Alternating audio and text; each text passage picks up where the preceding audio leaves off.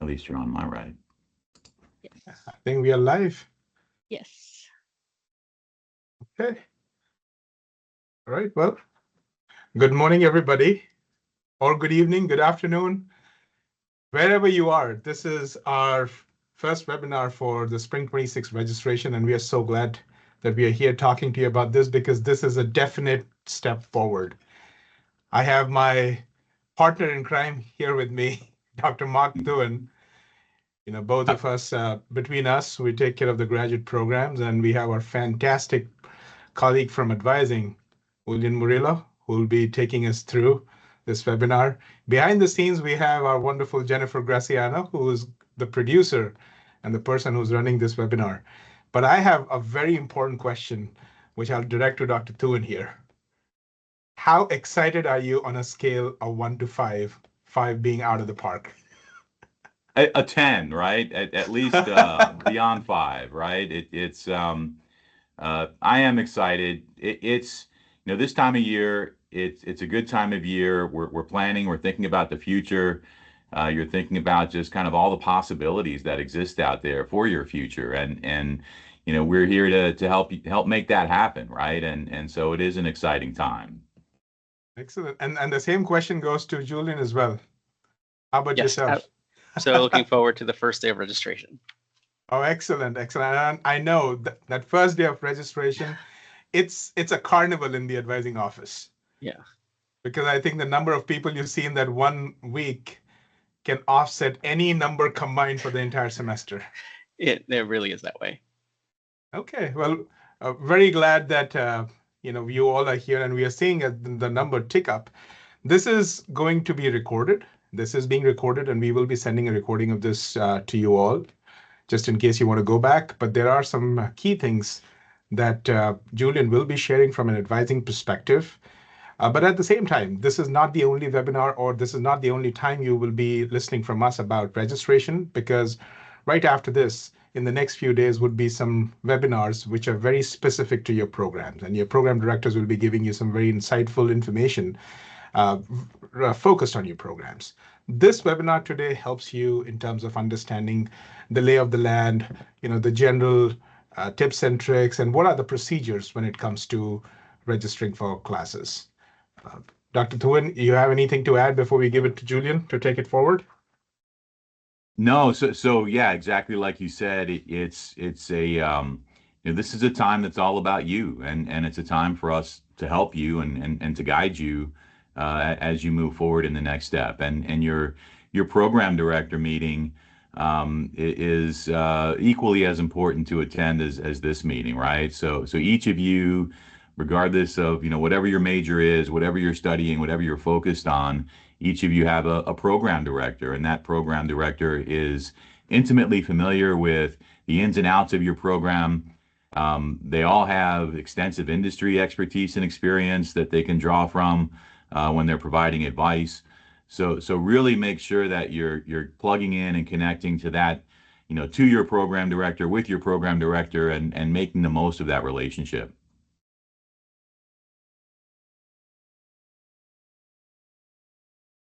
You are on mute, Gaurav. I'm sorry. That's all right. Dr. Thouin. Yes. I sometimes feel I'm the world champion of speaking on mute. But Julian, the stage is yours. What should we do to get into our classes?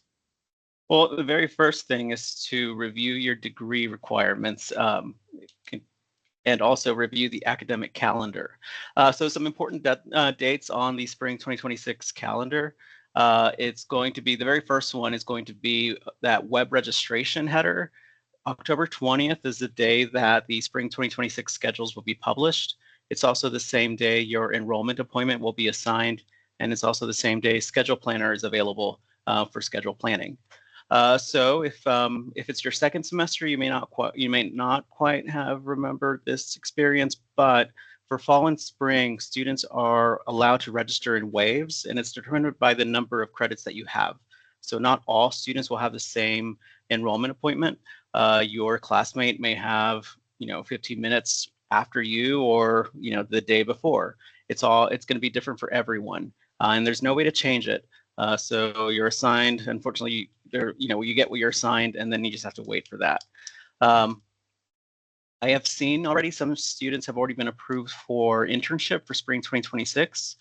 Keep in mind that the language in the internship approval email may say that you're ready to go for registration, but that internship registration also follows the same deadlines for course enrollment. So if you have a spring 2026 enrollment internship email, you won't be able to take action until your enrollment appointment happens.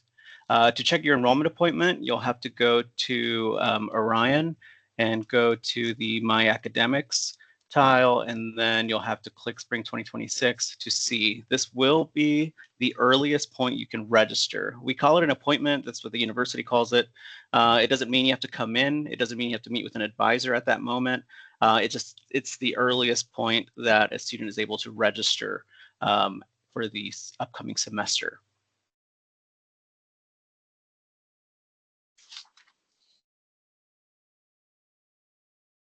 All right, so if you have, so at the moment, since these classes are not available, you can start reviewing your degree requirements in the catalog.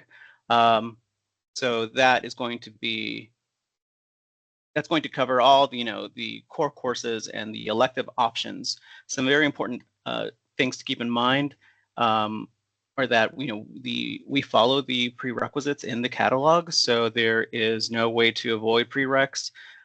Professors also do not have the ability to approve students on an individual basis to override prereqs. So that's something to keep in mind, for most, if not all, the courses available this spring. Some misconceptions that I've heard out there, many students say, a core course is not required every semester a student is active in their program. So, yes, you will have to complete your core courses by graduation, but there is no rule in the catalog that says that you have to be in a core course every semester. Some students may be in all electives this semester coming up. So just keep that in mind. If you have any questions about the prereqs, or especially your elective options for the free electives or the non program specific electives, you can always send us an email and advising. We can confirm if those, if your possible choices are going to be able to fit in those requirements for your degree. And then we can also make available to you a degree audit. This is an Excel worksheet we update every semester, and we make available to you on e-learning. There is a link in Orion for a degree audit, but that's primarily used for undergraduate students seeking their bachelor's degree. So, it may be very confusing to look at that degree audit link, try to click it, and nothing happens. Unfortunately, it's not working for graduate studies at this moment, but the advisors at the advising office will be more than happy to update a degree audit and make it available to you using e-learning. So if you ever need one of those updated, especially if you need one for planning for next term, just send us an email if we have not already updated one and notified you that it's available.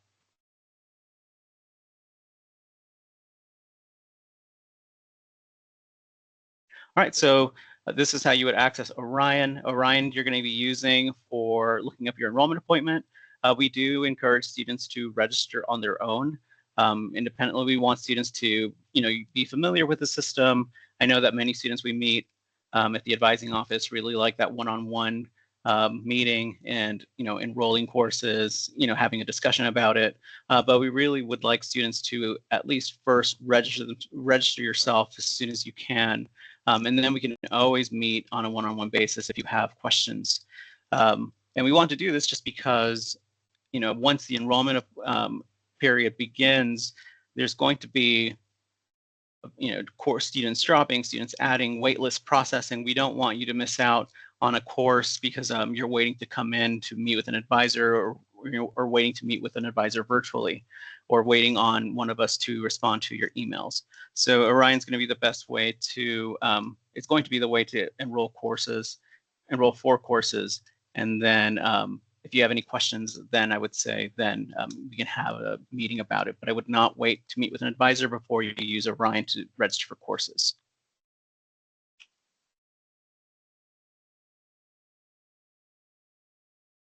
All right, so the My Academics tile will be, oh, yes, Dr. Thouin.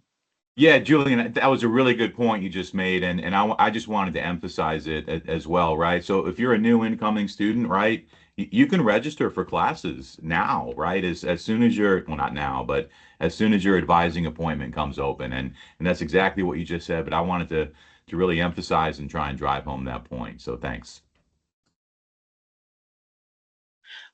Right, one more thing to keep in mind is that if you have any holds that prevent registration, advising will not be able to override those holds until the office that applies them takes care of those holds.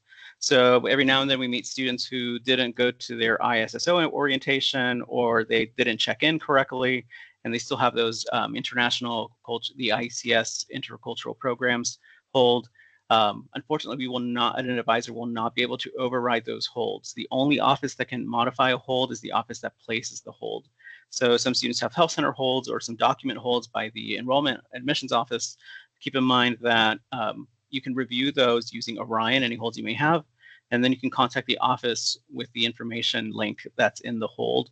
But just as a reminder, an advisor cannot override holds placed by another office. But Orion is also where you would be able to access your enrollment appointment. You click on My Academics, and then you click the Spring 2026 semester when it becomes available on October 20th, and then you'll be able to see the specific day and time that your enrollment will be possible.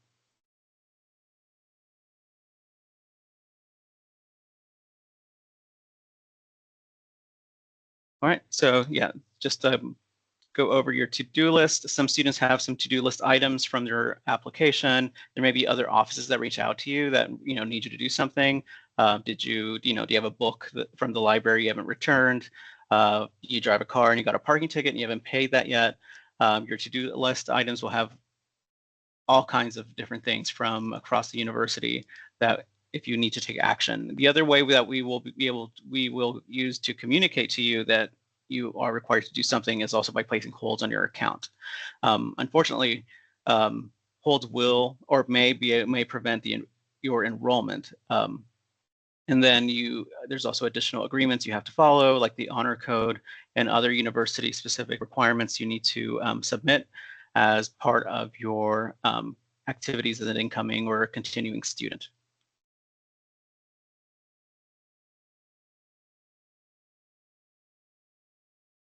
All right, so the Manage My Classes tile, that's where you'll be able to see the upcoming schedule. Just keep in mind that at the moment, these are not available for spring. Well, the tile is available. Information for spring 2026 will not be viewable until October 20th. But once October 20th comes around, you'll be able to use the Orion Manage My Classes tile to review the upcoming schedule. This is also going to be available on Coursebook, so you can see that off without having to log in. You'll be able to use Schedule Planner, so you'll be able to input, your possible options for courses, and it'll generate a schedule. It's going to be very important if you have maybe an upcoming internship and you need to be able to plan your schedules around your workday, or if you're a student worker and you have a part-time job on campus and you need to be able to build a schedule while keeping in mind any sort of work days or work assignment times. But this is also going to be where you would use the shopping cart. The shopping cart is also how you would be able to waitlist for courses. So just as a reminder, students are limited to a total of 13 credits during the early enrollment period for spring. So this also limits students to 3 credit hours of waitlisted courses. So the early enrollment period will be lifted. We'll have an exact date as we get closer to the first day of spring 2026. But at the moment, students will be limited to 13 credit hours for the upcoming enrollment period. You'll be able to use Orion to add and swap classes, and then have other links available. Some of these links are going to be really important for bachelor's degree seeking students, like the Texas course numbering. That's really just an undergraduate thing. That's not really going to be something that's going to prevent you from accessing the correct information for you.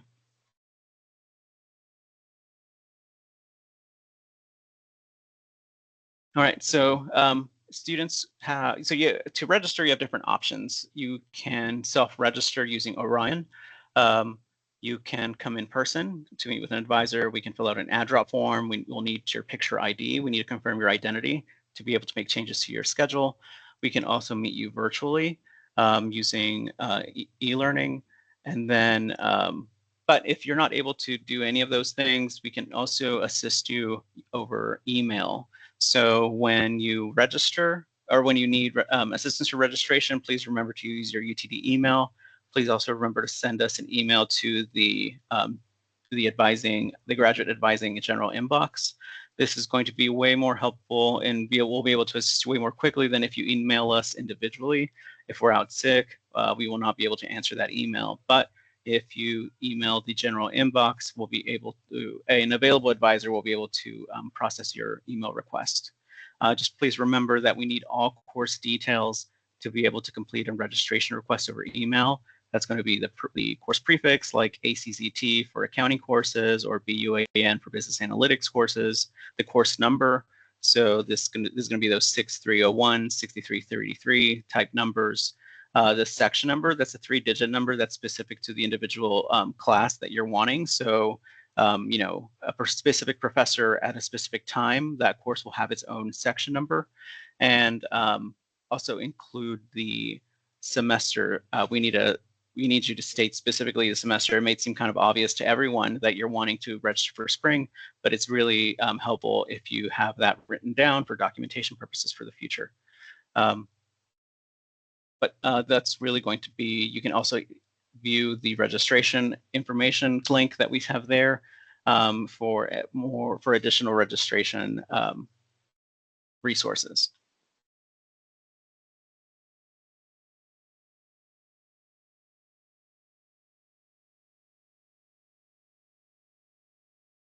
All right, so as the advising office, we're the staff that is responsible for assisting students with all the rules and policies students need to know to be able to complete their degrees, to get to graduation.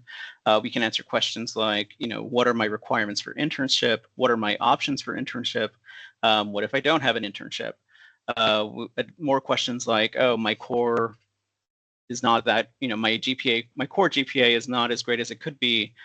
So we can assist you with the rules and policies. If you have questions specific to course content, what is going to be the most helpful for you in terms of like future employment, in terms of any sort of academic goals within that specific discipline you may have, your program director is going to be the best resource.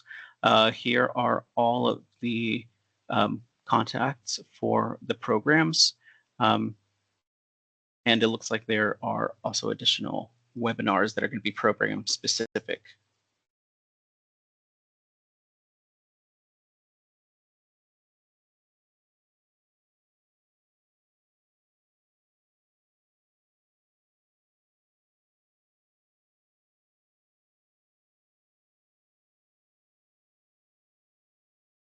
These are the dates for their program-specific webinars. So if they want to go and talk to their program director specifically about registering for classes, they can do that for those dates provided. And this information will also be sent over the email so that they know. All right, so that the JSOMGR advising email address is the general advising office email. Any questions you may have about the academic rules and policies, please send them to us there. Please do not email our individual inboxes just because we want to be able to respond to you as quickly as possible. And if we are not available, we will not be able to answer our individual inboxes emails if you do not use that general inbox. We also have a live chat you may use if you have any sort of quick questions you may feel and you cannot come to campus. Either you're not in the country yet or the timing is not quite right to meet virtually with an advisor. You can use the chat to ask any questions you may have.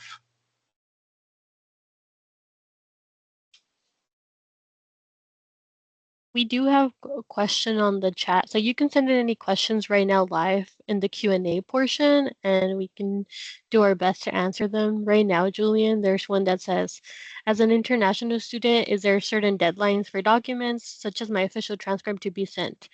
I also would like to verify the amount needed to show for the visa requirements for the living and tuition expenses. I was unable to see this anywhere. All right. So one thing to remember is that the university is a big university with lots of different offices, and we all have very specific responsibilities. So it's going to be 2 different resources minimum to be able to take care of your questions. So the first one regarding the documents you may have, if it's anything pertaining to like transcripts or any sort of academic records that the university is requesting, that's usually going to be the admissions office that is requesting those specifically. It may seem that the advising office is one asking for those, but it's actually the admissions office that is the one requesting official documents, and is going to be the one who's capable of receiving and processing those. So if you have questions about any documents you may need, it's going to be admissions, and it's going to be their email address is admission@utdallas.edu. If you have questions about any sort of international student documents, especially ones that are required to any sort of like income requirements, that's going to be the ISSO, and their email address is going to be issocurrent@utdallas.edu. Based on that's what it sounds like are going to be the resources you will need to be able to get your questions addressed. Julian, I would like to chime in there a little bit. So, folks, when it comes to documents, yes, once you're admitted, before you can start your classes, you're required to submit your documentation. There are multiple ways through which you can do this. The one that we have seen people use a lot is that they get their documents attested. Now, remember, you don't have to send your originals, okay? Because whatever you send to UT Dallas would not be returned to you. So what we need is attested copies. And who is attesting these? These are attested by the body that issues it. So in your case, whether it's your institution or your university, whosoever is the degree issuing body or the transcript issuing body needs to give you that attested copy. If you're sending it by postal mail, it needs to be put into an envelope. The envelope needs to be stamped on the seals and sent to our admissions office. There are also some online services like Parchment and TrueCopy through which you could send these. This is a platform, a portal where institutions are connected, and you could have them send the documents through that portal. A third option is you can also have your registrar's office or your university send attested copies, scan attested and send to our admissions office, admission@UT Dallas, and they will be able to accept that as well. The fourth option, which is also sometimes something that students are able to pursue, is that you get your documents sealed in an envelope, and then we have a Dropbox here at the admissions office where you can drop it. Now, the only downside of this is, let's say you don't have the documents in the correct shape and form, and there is a rejection, and you are here, and you're an international student, you're here in the US. It might be more difficult for you to get those documents. So have them sent ahead of time. The best thing is to just reach out to your undergrad institution and get the process started. The second thing about the cost of attendance when it comes to ISSO, and I've posted the links to the question in the Q&A. The cost of attendance for students who don't have a scholarship is about $59,000, and the ones with a scholarship is about $42,000. If you can show these funds, and this could be through a loan letter, your friends, family, relatives, or any other sponsor who might be willing to share their account statements, there is no one source that needs to amount to this 59,000 or the 42,000, but you can have multiple sources that put together shows us that you do have the financial strength to pursue your degree for 1 year. You just need to show funds for 1 year. But if you have to make, at the same time, you might be thinking, what is the cost of attendance? So think about it this way. the broad categories in which your cost of attendance is split is majorly is your tuition, but on top of it, it's your living expenses, any miscellaneous expenses that you might have, and these are mostly lifestyle expenses. And then finally, your health insurance. All put together, I would say that you should always plan for a number which is 1.5 times of 1 year's cost of attendance. So let's say you're looking at 59, let's say $60,000. You know, at least go for like anything around 80, $85,000 as what you may need. Now, will you need that money? You may, but you might get scholarships later on. You might get internships, and you might not really need to use the entire money. But when you're planning, you should always plan for the worst case scenario. That let's say I have no support and I have to make all the arrangements myself. What is that number I should go for? That the higher the number, the better it will help you with your planning, and you will not run into issues where you run out of money and you don't have anything to support yourself. So just helps you plan a little better. But at the same time, the emails that Julian mentioned, those teams are very responsive. Instead of emailing everybody in one go, make sure that you're emailing the right team, because that way they're able to respond to you faster. In fact, contrary to popular belief, if you don't send it to multiple people, you get a faster response. So, Julian, back to you. Are there any more Q&A questions? There was one question about, and I think this is very specific to a program where they're talking about a particular track, and they say that they're not eligible to pursue it. I'm just taking a shot at it. So every program has certain requirements, and I'm not sure which program this is, but you probably have a restriction there based on your undergrad degree to pursue a certain track. And that happens with our programs. Sometimes they will put some limitations on what kind of courses you can pursue. The reason is simple. They want to make sure that you have the academic preparation through an undergrad degree to be able to do better in those tracks. And that's what I feel is the case here. And this is Mohammed's question that I'm responding to. Okay. Yeah, and I'll just yes. I have one comment to add about just the academic credentials when you're sending them in, the official documents as you're sending them in, right? It's as an applicant, we can and sometimes make decisions based on unofficial documents that are submitted, right? So we will note you can upload a copy of your transcript, an unofficial transcript, right? And we will use that to make the decision. So the good news there is you get your answer faster about whether or not you've been admitted. And I recommend doing this, but it's very important to always follow up and follow through on submitting your official documents, right? So don't forget to submit your official documents. If you haven't already, make sure you send them to us through one of the many ways that are available out there. We will, if we don't have official documents on hand, we will not let you register for a second semester. And so that's something to just keep in mind. And so, obviously before you get here, it's an ideal time to take care of all this. So that's my recommendation, is to try and do it as soon as you can. Do it early, be done with it, and everybody's happy and we move on. Yeah. So thanks.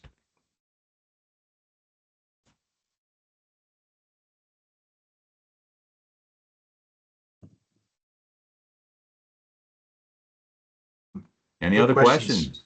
Yeah. We don't have any in the chat at the moment. Julian, you see a lot of questions around registration. Anything that comes to your mind that probably they should focus on while they're registering for classes? I think it's going to be very important that you use that time period between October 20th, when the schedules are published, and early registration will not happen until about that first or second week of November.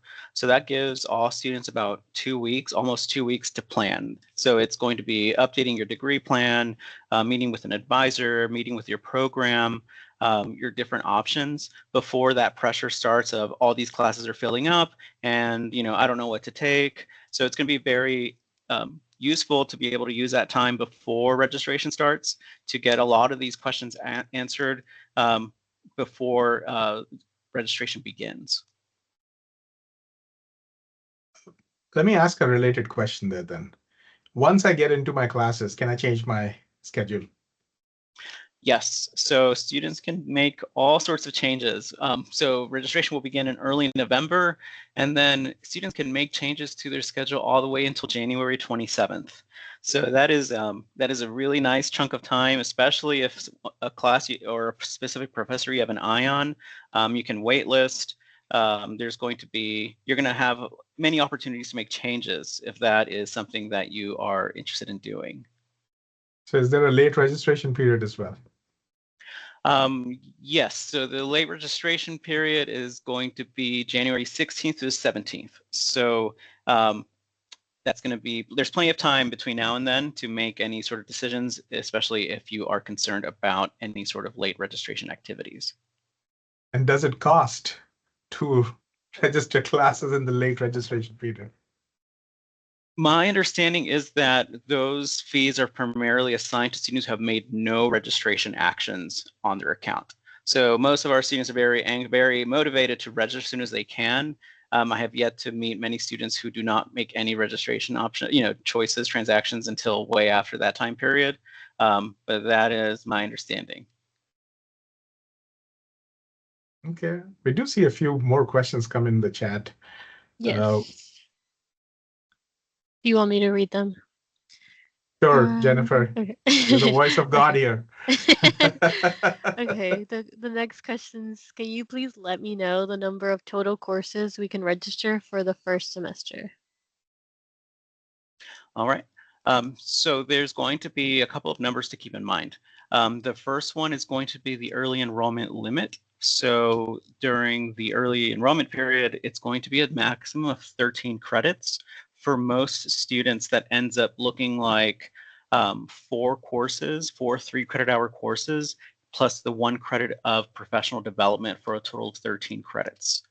After the early enrollment period is over, the maximum enrollment that is allowed is a total of 18 credits. For many students, that's going to be 6 classes. That is not something that we see every day. That's, full-time study is considered 9 credit hours. So this is double the amount of the minimum required for full-time study. So if you are considering taking 15, 18 hours, we really encourage you to speak to one of us in advising so we can kind of go over those motivations, and maybe we can kind of provide some guidance regarding how to approach that amount of coursework.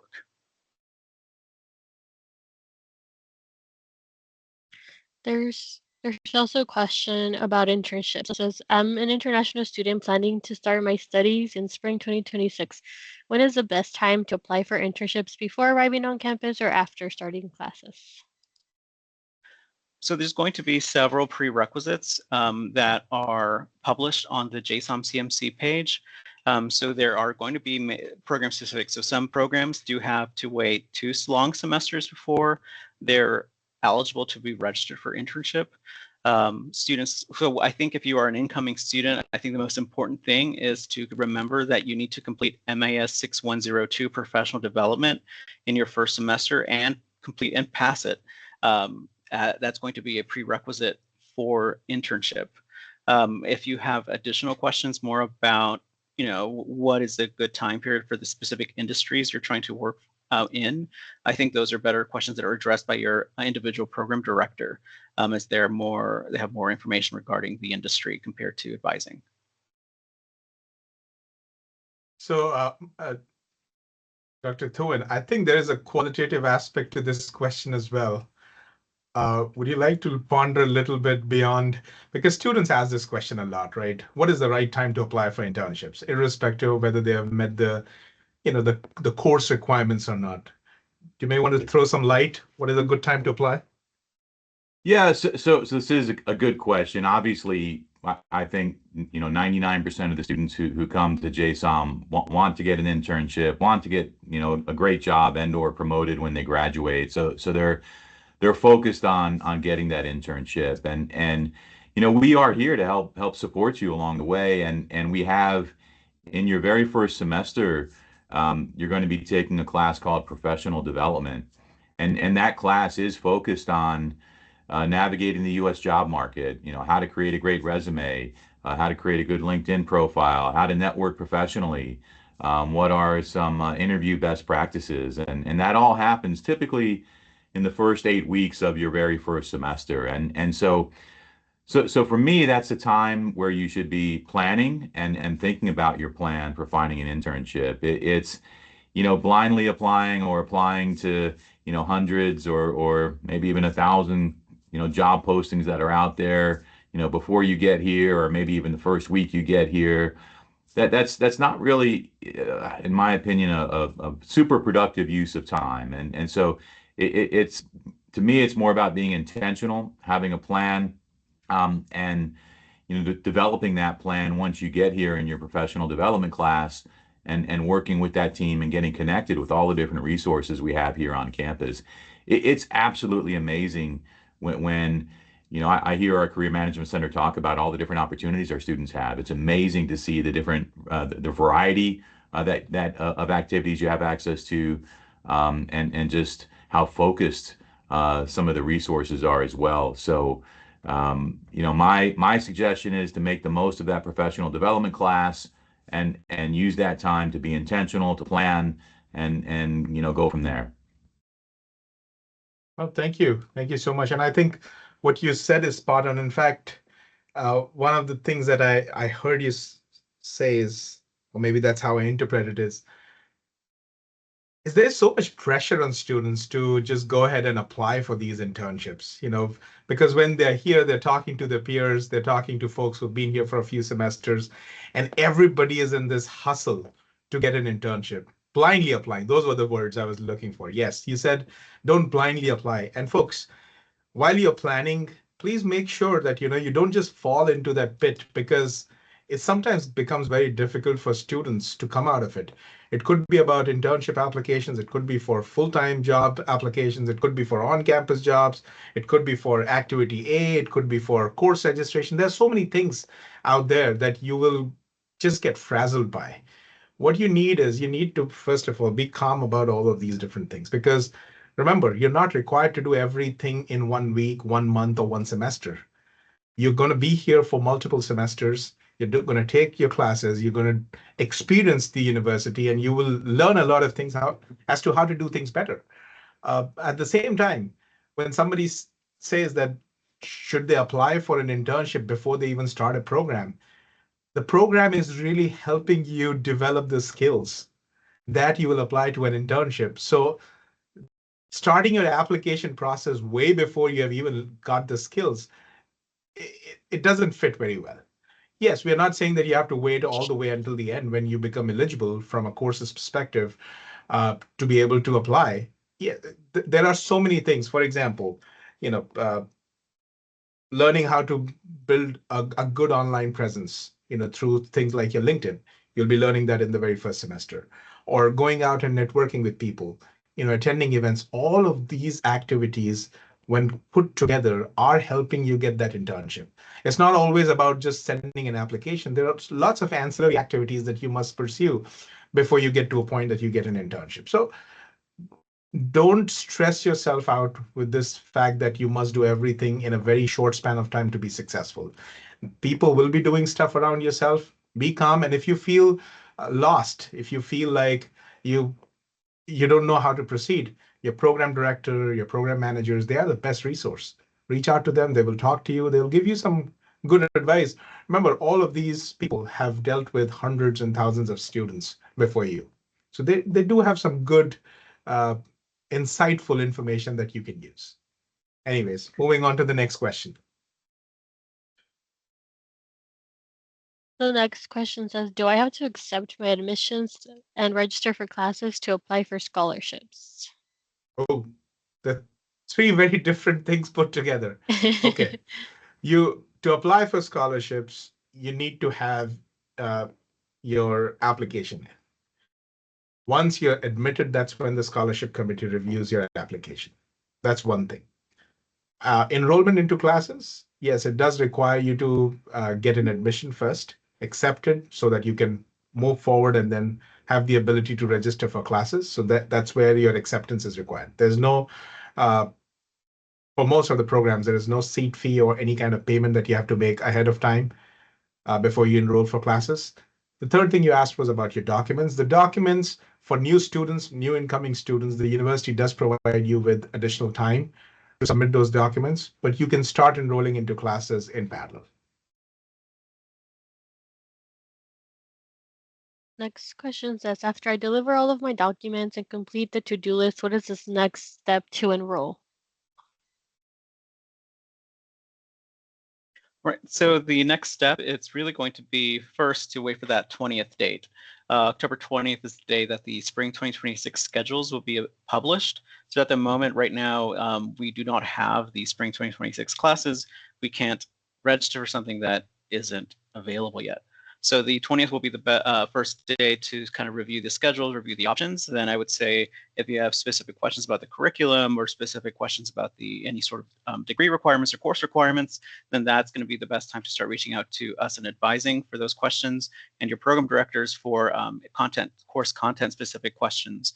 And then when you are active for enrollment based on what your enrollment appointment is, that is when you'll be able to follow the schedule planner guide that is available, and that will show you step by step how to complete your enrollment for classes. So Julian, a related question there. These appointment, it says it's 15 minutes long. Do I only have 15 minutes to register for my classes? No, so you have months to register for classes. The enrollment appointment, it sounds a little, it doesn't make a lot of sense, but that's just the earliest point in time that registration will open for you. It does not mean you have to complete your registration within a specific time frame. I mean, well, not an immediate time frame. It is, you do have to complete your enrollment by the last day to register. But there is not like you have 1 hour to register or you have only 15 minutes to register. The enrollment appointment is just the earliest point in time for you'll be able to access your enrollment registration for classes. Thank you. That's a question that we get a lot of times. People feel it's like a flash sale. Get your classes in 15 minutes. Okay, there's another question says, will having a different background in my bachelor's degree affect my ability to keep up with classes in my new program? Are there any resources available to help me catch up? So there's different resources. I know that there's the Accelerator Lab for students in ITM programs or ITM courses that can, for one-on-one guidance. There's the Accounting Lab for students who want some one-on-one tutoring or in-person, supplementary instruction for the accounting courses. There's going to be, so your program director is going to be the best resource if you have questions about any sort of specific resources that are specific to your major that you may have access to if you need additional resources.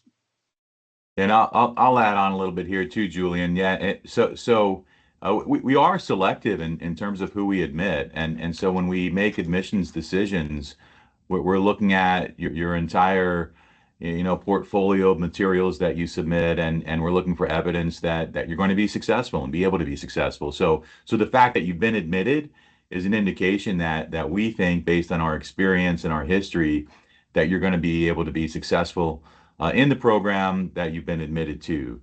And then, secondly, like Julian said, there are just many resources out there to help you get up to speed, to help you get additional educational opportunities in specific areas. So many of our programs have boot camps, which are focused on specific topics or specific areas to kind of help you get quickly up to speed on maybe a tool like Tableau.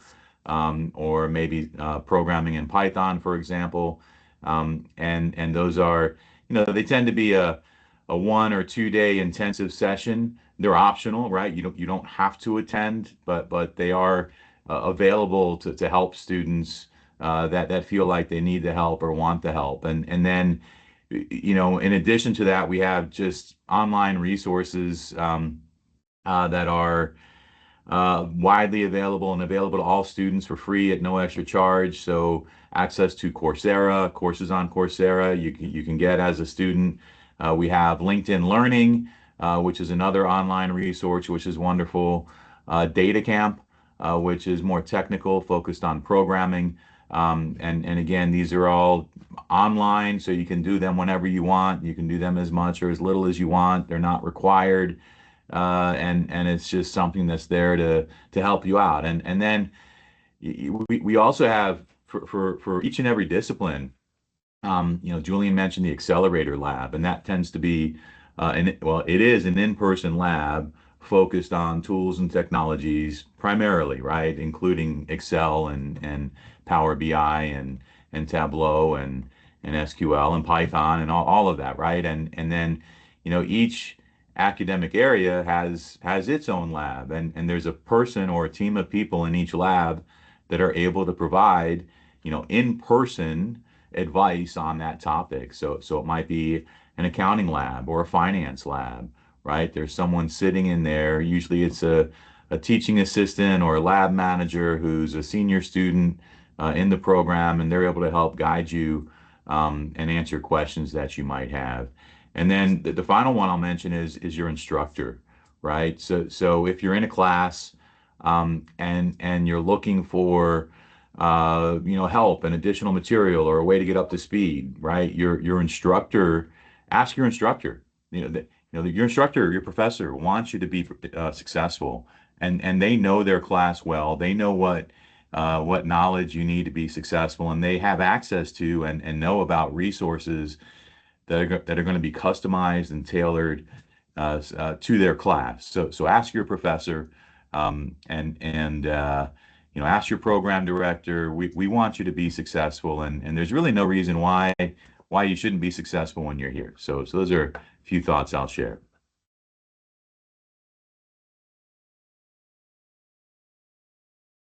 Thank you, Dr. Thouin. There was a question a few minutes ago. I want to make sure it doesn't get buried. Somebody was talking about them being on an F2 status while they were applying, but they changed to H4. Can they apply for a change of status to F1? You tried reaching out to ISSO, but you got no response. Please send me an email. I've put my email in your question as well. I've commented with my email. But yes, the high-level answer is yes, this can be done. A lot of students have changed their statuses from an H4 to an F1. But I would strongly recommend that at the same time, while you're talking to ISSO, also engage help from an immigration attorney, because they would be able to help you with all the moving parts of the status change. That's a recommendation. But yes, ISSO can give you some good information as well that can help you drive this yourself. There's one more question. Well, it's a person, they said they just want to clarify. It says my school is able to mail my documents to UT Dallas and email them to admissions@utdallas.edu. Is that correct? Do one of the things. I mean, if you're just emailing attested copies, then admission@utdallas.edu is enough. But if you are sending postal mail, then you'll have to send it to, there's a different address for that. We'll put the link in the chat for you to get that address. And then the next question says, given the current status of my visa application, I might not be able to attend the initial classes in person.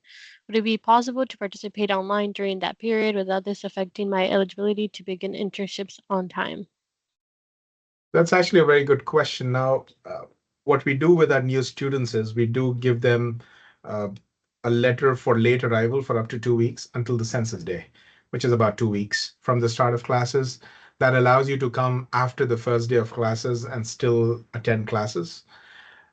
Now, having said that, the letter for late arrival is just a request to the person who's at the port of entry to allow you to attend classes. And it's just an attestation to the fact that we will take care of you if you are here on campus. However, the person at the port of entry still reserves the right to admit you in the United States. So please be aware of that Despite the letter, you might be stopped. The other thing is about the eligibility in terms of your internships. Now, internships as of now require 2 long semesters in the US. So since if you decide to complete your entire first semester online, you will not have the eligibility to pursue an internship because the 2 long semester rule requires you to be in the US. However, having said that, that is as of today. If there's any change, and this rule has been there for quite some time, but if there is a change in the future, then you just consult with ISSO at that point of time of how the internship or in your case, I believe this is an international student, the CPT requires the CPT requirements have changed. And we do communicate that to our students in case if there is a major change of that sort. The next question says, how can I know which requirements I need to complete first? For example, OPRE 6303. So there's going to be different, depending on the requirements, it may look a little different. So for some programs, there is a quantitative foundations of business course that is required. That is a program prerequisite. Not all programs have this as a program prerequisite, but many of them do, especially many of our STEM programs do. So for students who need a course like OPRE 6303, those students all have a hold on their account that prevents registration. So also your letter of your admission letter also includes the information that it requires you if you need to do it. So you may have peers who may not need to do it, or you may have to do it. But those students who are required to complete that course in their first semester have a hold on their account. That requires students to reach out to advising and register for that class first. Once we make sure that class is on your schedule for your first semester, we then push out that hold, and then you can register for the rest of your courses. Thank you.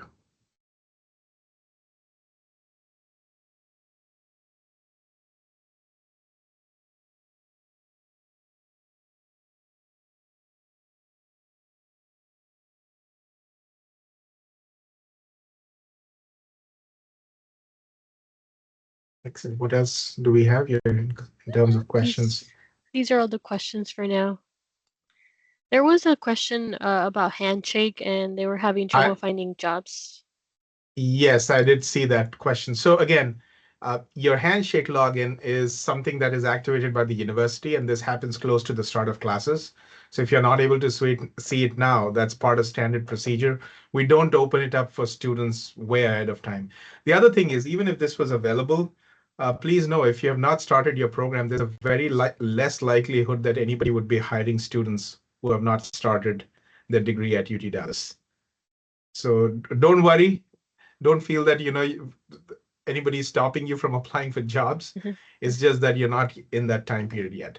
From what we know is that about 4 to 6 weeks before the start of classes is when this portal is open. So that would be after mid-December.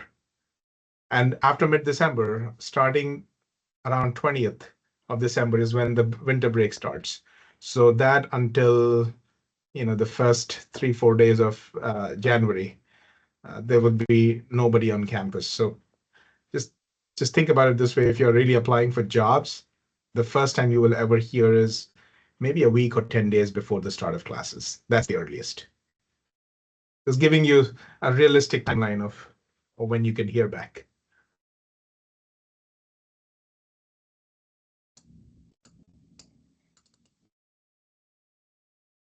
I think we took care of all the questions there. Yes.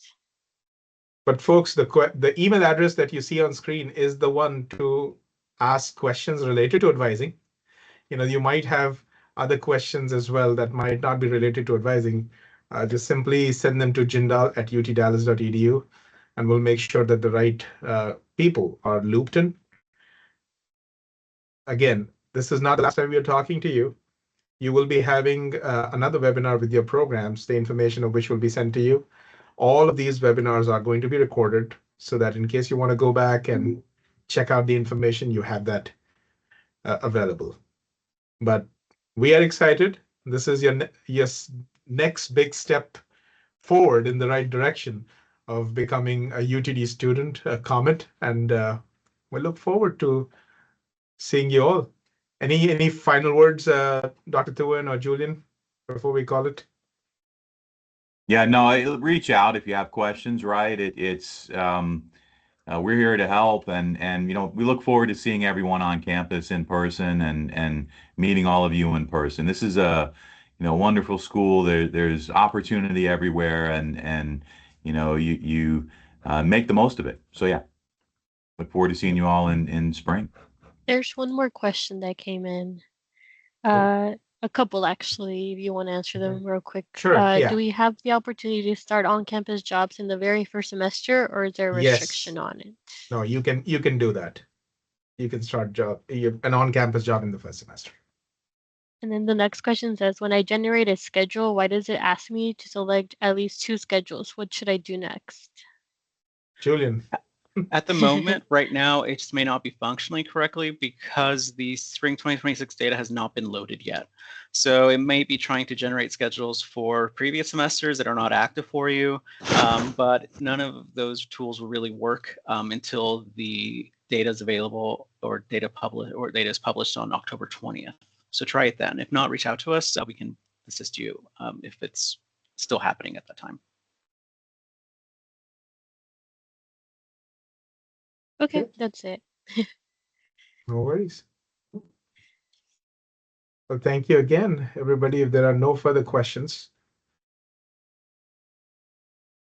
probably give it 10 seconds to see if something pops up.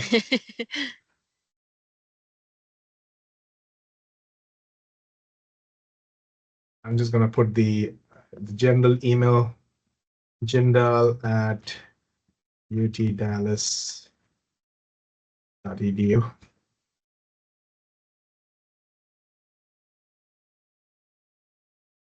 I can definitely not spell Dallas correctly. Okay, there you go. Contrary to popular belief, but Mr. Naveen Jindal doesn't respond to these emails. It is our school team. A lot of times we get emails addressing it to Mr. Jindal, and I'm sure Mr. Jindal would love to read a few of these, but just setting some expectations, folks. All right. On that note, have a great rest of your week, folks. We're very excited for you, and we look forward to seeing you in person. All right. Bye-bye. Bye, everyone. Thank you.